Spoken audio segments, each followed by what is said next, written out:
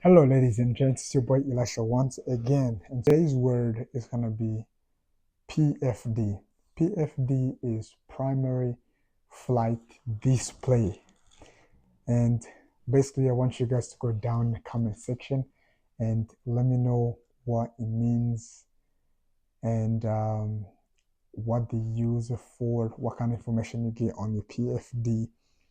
Um, and let me know which you know system is installed in the airplane, whether you have the if you have a government GPS or if it is Avidyne or any other type of um, avionics that you might have in your airplane. Now, today's video got inspiration from my student. I got a student that I was flying with yesterday, and basically I kind of thought about how we can make it easier for you guys who are going for your private pilot license.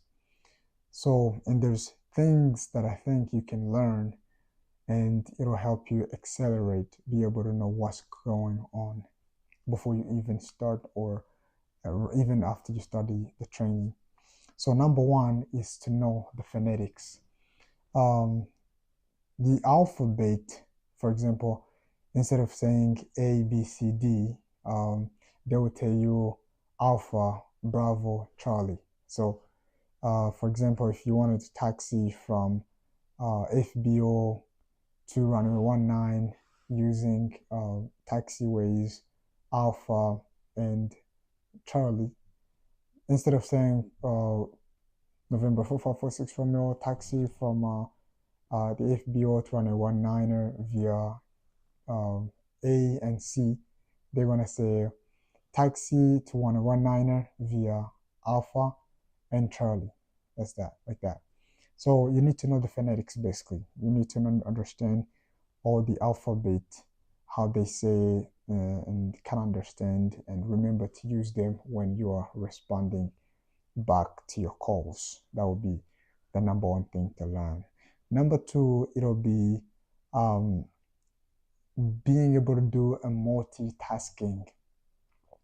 So, for example, I could be talking to you as your instructor, and then you will be listening to the traffic on COM one or radio number one. You'll be listening to other traffic as they're talking to the controller, and then in the meantime, we could be listening to the EDIS or information, the recorded information about how the airport is right now. So what kind of weather they have, what kind of runway they're using right now.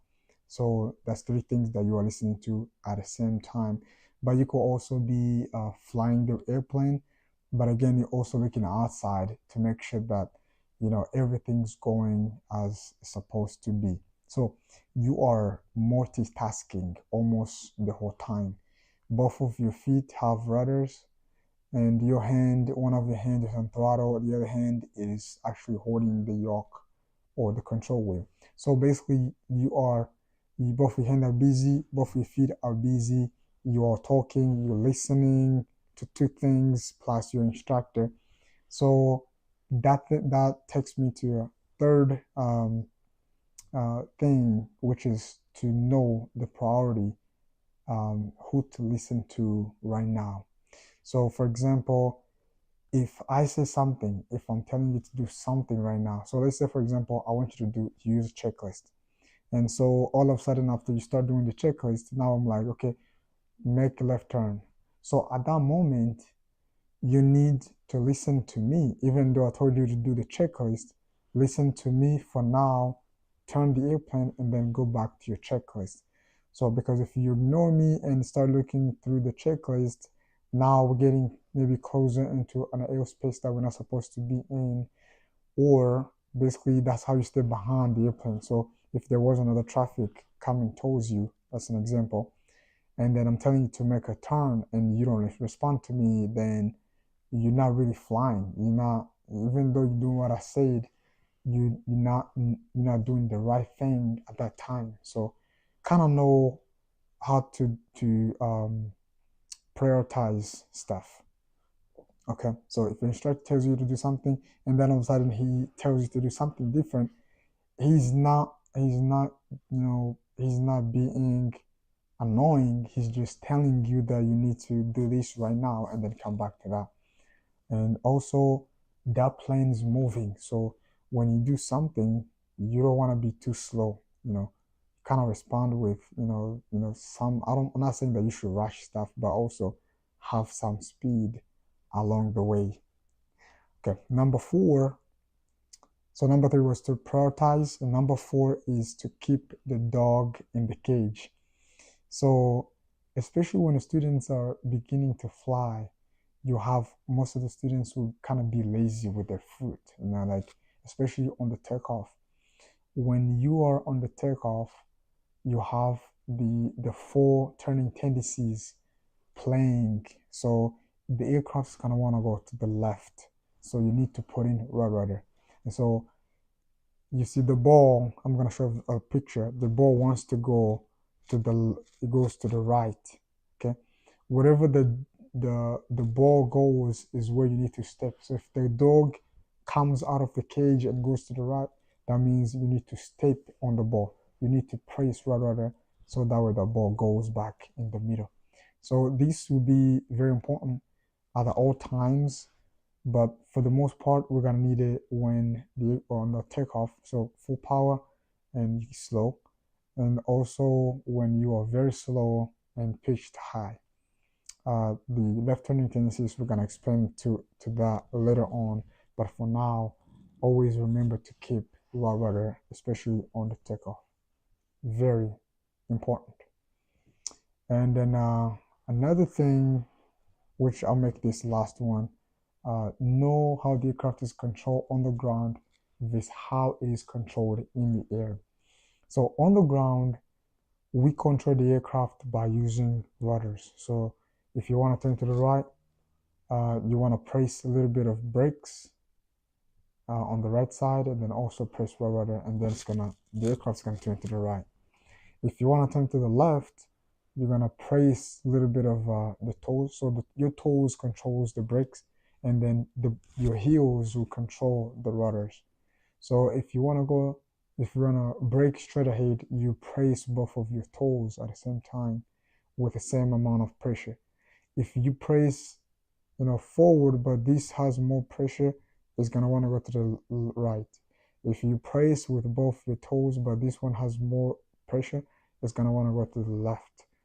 If you want to make a tight turn to the right, you're gonna press, with a lot of force on the right side, and it's gonna turn that way. So, and in the air, your rudder, the rudders controls the nose. That's how I like to explain it. Your rudder will turn the nose of the aircraft, and then the aileron is gonna make the whole aircraft turn. So you bank need to have a combination of your rudder and the aileron. So the whole aircraft is gonna go like this. So it's gonna move, the whole body of the aircraft is gonna move at the same time. If you don't use rudders, you're gonna initially turn like this, but your aircraft's gonna be facing that way, and then eventually it's gonna follow. So that's why you need both rudder and the aileron at the same time to be able to turn the aircraft, and then you'll be able to go to that side. So in the air, you need both rudder and the control wheel. On the ground, you need both rudders. Rudder will be the one controlling, and then the aileron could be, going opposite or not even doing anything, depending on how the wind is. If there is a wind and you are on the ground, you need some wind corrections, which we're going to talk about next time. If you are on the ground, there's no wind, then you're just going to be using rudders and your brakes. Okay? A bonus will be to always remember when you're on the ground, look outside the whole time. And of course, have your airport diagram. Looking outside, one thing that I like to tell my students, if you're on the ground, slow down. So as you're going towards FBO, slow down, slowly reduce your airspeed, and then your speed. As you're going from the FBO, start slowly, and then increase your speed as you're going away from people and everything that is on the ramp. All right, guys, if you have any question, put it down in the comment section, and remember to answer your question, which is PFD. And then let's keep on going with these videos, guys. Remember, grow spiritually, grow mentally, take care of your body. See ya.